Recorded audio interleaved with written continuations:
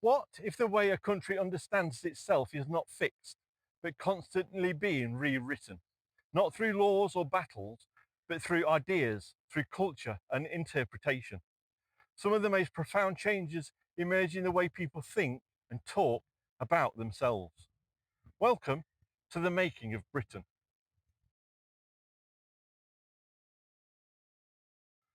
Stuart Hall was born in Kingston, Jamaica in 1932 into a middle-class family shaped by the structures of the British Empire.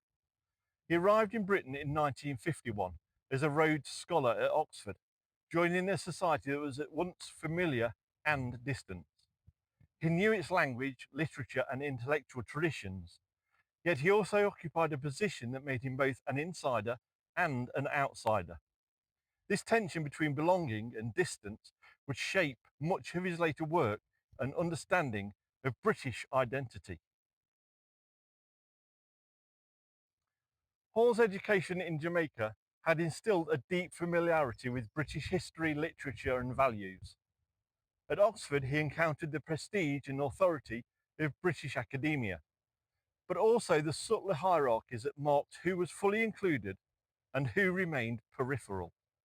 He began to notice the disjunctions between Britain's self-image as a coherent, orderly society and the realities of an increasingly diverse population arriving from across the Caribbean and other parts of the former empire. These experiences prompted questions about identity, culture, and the assumptions underpinning society. By the 1960s, Hall had joined with the New Left movement, contributing to journals and public debates that sought to interpret the changing post-war Britain. Traditional class politics were under reconsideration, and the welfare state had introduced new ideals of fairness, even as inequalities persisted.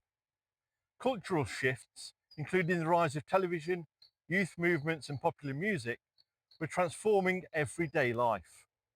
Hall treated these developments as serious material, recognizing that culture was not trivial, but central to understanding power and social relations. Hall's core insight was that culture shapes the way power operates. Media and public discourse influence how people perceive themselves and others, shaping ideas of identity, race, and belonging. Representation was not incidental. It mattered because it affected how individuals and communities were positioned within society. Hall emphasized that people were not passive recipients. They interpreted, negotiated, and sometimes resisted meanings, making culture an interactive process rather than a one-way broadcast.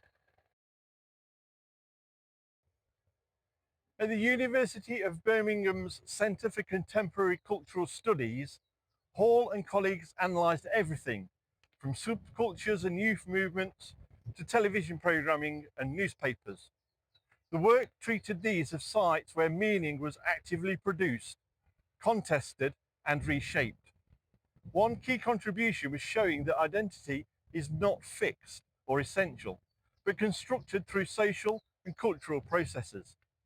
The study of culture became a tool to understand both who people were and how society itself functioned. Hall's work on race highlighted that racial categories are socially and culturally constructed. Race had real effects, but these were shaped by the meanings attached to it through language, media, and societal narratives. He showed how stereotypes persist and how identities could be challenged or redefined over time. His perspective combined scholarly rigour with lived experience. He was Jamaican and British, both an insider and an outsider, and used that position to illuminate the complexities of identity in a changing Britain. Hall became a public intellectual, contributing to debates on television, in newspapers, and across academic and political circles. His influence extended beyond scholarly work, shaping discussions on race, culture, and identity in wider society. He resisted simple answers, encouraging nuanced thinking about the multiple layers that constitute identity and how it interacts with society. Britain's self-understanding, Hall demonstrated, is constantly negotiated rather than fixed. Hall's work remains central to discussions about identity, migration and culture in Britain today. He reminded Britain that identity is not solely defined by history, law or government, but is shaped by social interaction, representation and interpretation.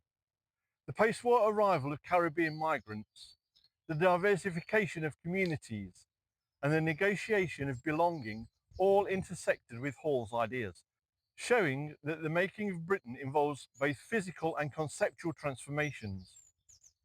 His insight was that understanding how a society sees itself is as important as knowing its institutions, laws, or borders. Identity is not static. It is continuously remade. And in understanding that process, Britain has been able to reconsider what it means to belong.